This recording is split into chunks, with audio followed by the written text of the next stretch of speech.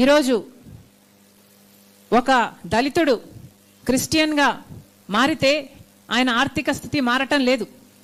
ఒక దళితుడు క్రిస్టియన్గా మారితే ఆయన సామాజిక స్థితి మారటం లేదు. ఒక దళితుడు క్రిస్టియన్గా మారితే ఆయన మీద జరిగే అవమానాలు తగ్గటం లేదు. ఒక దళితుడు క్రిస్టియన్గా మారినంత మాత్రాన వాళ్ళ మీద దాడులు తగ్గటం లేదు. దళితుల్ని దళితులుగా చూస్తున్నారు కాబట్టే వాళ్ళ మీద ఇన్ని దాడులు జరుగుతున్నాయి. వాళ్ళ మీద ఇన్ని దాడులు జరుగుతున్నాయి కాబట్టే వాళ్ళకి కొన్ని అప్లిఫ్ట్మెంట్ కోసం కొన్నైనా చేయకపోతే, రిజర్వేషన్లు అయితే ఏమి, లేక SC ST atrocity act protection అయితేనేమి, ఇలాంటివన్నీ వాళ్ళకి ఇవ్వకపోతే వాళ్ళు సమాజంలో పైకి రాలేరు, బ్రతకలేరు అన్న ఉద్దేశంతోనే వాళ్ళకి ఇవన్నీ ఇవ్వటం జరిగింది. ఒకవైపు ఇస్తూ, ఒక చేత్తో ఇస్తూ ఇంకో చేత్తో మళ్ళీ లాగేసుకున్నట్టుగా వాళ్ళు క్రిస్టియన్స్ అయితే ఇవి వర్తించదు అనడం చాలా చాలా అన్యాయం. అంతేకాదు, ఒక ఎస్టీ మతం మారినా క్రిస్టియన్ అయినా ఒక ఎస్టీయే, మళ్ళీ రిజర్వేషన్లు అప్లై అయితే. ఒక బీసీ మతం మారినా రిజర్వేషన్లు అప్లై అయితే. ఒక ఓసీ మతం మారినా అప్లై అవుతాయి. కానీ ఒక ఎస్సీకి మాత్రం ఇది అప్లై కాదు అంటే ఇది నిజంగానే చాలా దురదృష్టకరం. ఇది ఎవరూ కూడా అంగీకరించలేదు. ఏ కులం వాళ్ళు కూడా ఇది న్యాయం అని చెప్పారు అంటే వాళ్ళు బయస్డ్గా చెప్తున్నారనే అర్థం. నిన్న ఇచ్చిన తీర్పులో ఇది కూడా చాలా స్పష్టంగా చెప్పడం జరిగింది. రీకన్వర్షన్ జరిగితే మళ్ళీ ఏ కులంలో పుట్టారో మళ్ళీ ఆ కులానికే వాళ్ళు చెందే అవకాశం ఉంది అని. అంటే సుప్రీంకోర్టే ఒప్పుకుంటున్నట్టు కదా, కులం అన్నది పుట్టుకతో వస్తుంది అని వాళ్ళంతకు వాళ్ళే ఒప్పుకున్నట్టయింది. ఎందుకంటే మళ్ళీ రీకన్వర్షన్ అయినా కన్వర్షన్ అయినా మళ్ళీ పుట్టిన కులానికే పోతారు అంటే పుట్టుకతో కులం వస్తుందని సుప్రీంకోర్టే ఒప్పుకున్నట్టయింది. అంతేకాదు, దీంట్లో అసలు నాస్తికుల పరిస్థితి ఏమిటి? పారాగ్రాఫ్ 3లో క్రిస్టియన్స్, సిక్కులు, బుద్ధిస్టులు వీళ్ళ ముగ్గురినే చేర్చారు అంటే వీళ్ళు మాత్రమే ఎస్సీలుగా పరిగణించాలి అంటే మరి నాస్తికుల పరిస్థితి ఏమిటి? అంటే ఎస్సీగా పుట్టిన వాళ్ళు, దళితులుగా పుట్టిన వాళ్ళు నాస్తికులుగా ఉండే హక్కు కూడా లేదా? ఎవరిని నమ్మకుండా ఉండే హక్కు కూడా లేదా? ఎవరిని నమ్మాలో కూడా కాన్స్టిట్యూషనే నిర్ణయిస్తుందా? ఇది ఎక్కడి విచిత్రం? నిజంగానే ఇది ఖండించతగినదే. నిజంగానే ఎవరూ కూడా దీనికి ఒప్పుకోరు. ముఖ్యంగా మన రాష్ట్ర విషయానికి వస్తే చాలామంది మాలా మాదిగా కులాలకు, సబ్ కాస్ట్లకు చెందిన వాళ్ళు, దళిత కులాలకు చెందిన వాళ్ళు చాలామంది క్రైస్తవ మతంలో ఉన్నవాళ్ళే. ఈ సంఖ్య మన రాష్ట్రంలో 80 లక్షలకు పై మాటే తప్పితే తక్కువ లేదు.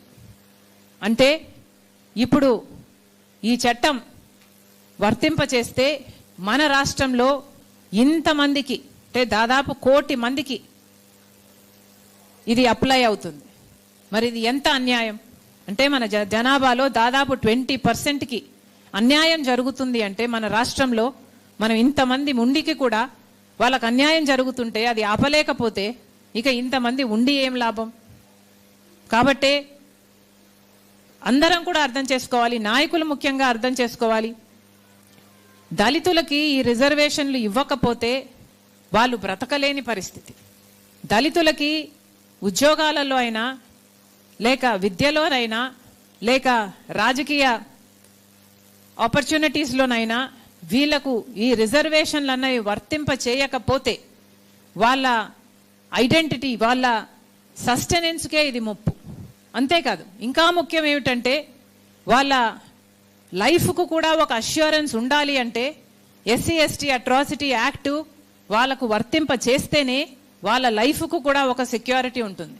లేకపోతే అసలు ప్రాణాలు గుప్పెట్లో పెట్టుకొని ఎప్పుడు ఎవరు దాడి చేస్తారో తెలియక ఇక వాళ్ళకు కనీసం లైఫ్ సెక్యూరిటీ కూడా ఒక దేశంలో ఉంటూ అది కల్పించలేకపోతే ఇక ఆ దేశంలో బ్రతకడం ఎందుకు? ఇక ఆ దేశం వాళ్ళకు ఏమిచ్చినట్టు? ఇవన్నీ కూడా పాలకులు ఆలోచన చేసుకోవాలి. ముఖ్యంగా టీడీపీ అయినా వైసీపీ అయినా మన రాష్ట్రంలో ఇంత పెద్ద పెద్ద పార్టీలు ఉన్నాయి, కానీ వీళ్ళెవ్వరూ ఇప్పుడు మాట్లాడటం లేదు. చంద్రబాబు గారు మాట్లాడటం లేదు. జగన్మోహన్ రెడ్డి గారు మాట్లాడటం లేదు. ఇక కేంద్రంలో ఉన్న బీజేపీ అయితే మొత్తానికే మాట్లాడరు. ఎందుకంటే వాళ్ళ అజెండానే దళితులు ఉండకూడదు, క్రిస్టియన్లు ఉండకూడదు, ముస్లింలు ఉండకూడదు. ఈ దేశంలో ఈ 3 వర్గాల వాళ్ళు ఉండకూడదు. వీళ్ళ మీద చేస్తే దాడులు చేయాలి, వాళ్ళను చంపేయాలి. ఒకవేళ వాళ్ళు మిగిలినా కూడా సెకండ్ గ్రేడ్ సిటిజన్స్గా మిగలాలి, ఇన్ఫీరియర్ సిటిజన్స్గా మిగలాలి. బీజేపీ అధికారంలోకి వచ్చినప్పటి నుంచి ఇదే బీజేపీ వైఖరి. మతం కులం పేరుతో చిచ్చు పెట్టాలి, ఆ మంటలో వీళ్ళు చలిగాచుకోవాలి. ఏ ఎలక్షన్ వచ్చినా సరే పోలరైజ్ చేయాలి. హిందువులు మెజారిటీలు అంతా ఒకవైపు పెట్టాలి, మైనారిటీలను ఇంకోవైపు పెట్టాలి, ఆ ఎలక్షన్ గెలవాలి. ఇదే వీళ్ళ అజెండా. బీజేపీ ఇప్పటికే కాదు, ఎప్పటి నుంచో కూడా దళితులకు వ్యతిరేకం, క్రిస్టియన్లకు వ్యతిరేకం, ముస్లింలకు వ్యతిరేకం.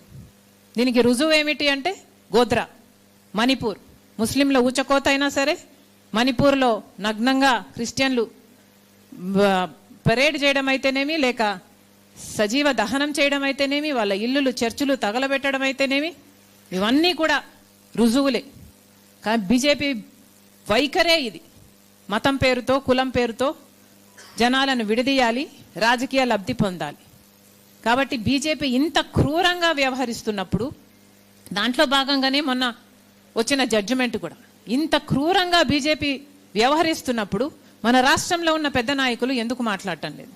చంద్రబాబు గారు ఎన్నికలప్పుడు చెప్పారు, చంద్రబాబు గారు దళిత క్రిస్టియన్లకు ఎస్సీ స్టేటస్ ఇవ్వాల్సిందే, మేము దీనికి కట్టుబడి ఉన్నాం, మేనిఫెస్టోలో కూడా చేర్చినట్టున్నారు, ఇఫ్ ఐఎమ్ నాట్ మిస్టేకెన్. మరి అలాంటప్పుడు ఇప్పుడు చంద్రబాబు గారు ఎందుకు మాట్లాడటం లేదు? సుప్రీంకోర్టులో ఉన్న జడ్జిలు ఇంత భయంకరంగా ఒక జడ్జిమెంట్ ఇస్తే బీజేపీ చేతిలో ఇప్పటికే సిబిఐ అయినా, ఐటీ అయినా, ఈడీ అయినా, ఈసీ అయినా ఇవన్నీ గుప్పట్లో ఉన్నాయి. ఆఖరికి సుప్రీంకోర్టు కూడా ఈ నెక్సెస్ విత్ బీజేపీ పనిచేస్తుంది అని ఇంత స్పష్టంగా అర్థమైనా కూడా చంద్రబాబు గారు నోరు విప్పటం లేదు, మేనిఫెస్టోలో పెట్టిన విషయం గురించి కూడా మాట్లాడటం లేదు అంటే ఇక చంద్రబాబు గారు దళితుల పక్షమని ఎలా అనుకోవాలి? పోనీ జగన్మోహన్ రెడ్డి గారు ఇదివరకే ఒక రెసల్యూషన్ చేశామంటున్నారు, అసెంబ్లీలో పంపామంటున్నారు, మేము దళితుల పక్షాన నిల్చున్నాము, ఇప్పుడే కాదు ఎప్పుడూ నించున్నాము అంటున్నారు. మరి ఇంతవరకు జగన్మోహన్ రెడ్డి గారు ఎందుకు నోరు విప్పలేదు? జగన్మోహన్ రెడ్డి గారు ఇన్ని సంవత్సరాలు అధికారంలో ఉన్నారు, అన్ని సంవత్సరాలు మోడీ గారి దత్తపుత్రుడిగానే వ్యవహరించారు. మరి ఇప్పుడు అదే మోడీ గారి దగ్గరికి ఆయన ఎంపీలను తీసుకువెళ్ళి, అయ్యా ఈ దళితులు మాకు ఓట్లేశారు, వైసీపీకి ఓట్లేసిన వాళ్ళంతా దళితులే, ఈ దళితులు మాకు ఓట్లేశారు, మేము మీకు మద్దతు ఇస్తున్నాం అన్ని బిల్లులలో, మరి వీళ్ళని రక్షించాల్సిన బాధ్యత మీకుంది అని జగన్మోహన్ రెడ్డి గారు పార్లమెంట్ మెంబర్స్ని తీసుకొని మోడీ గారిని కలిసి దళితుల పక్షాన నిలబడాల్సిన అవసరం ఉందా లేదా? ఇక ఎవరూ నిలబడకపోతే ఇక దళితుల పక్షాన ఎవరు నిలబడతారు? వాళ్ళకు మేలు ఎలా జరుగుతుంది?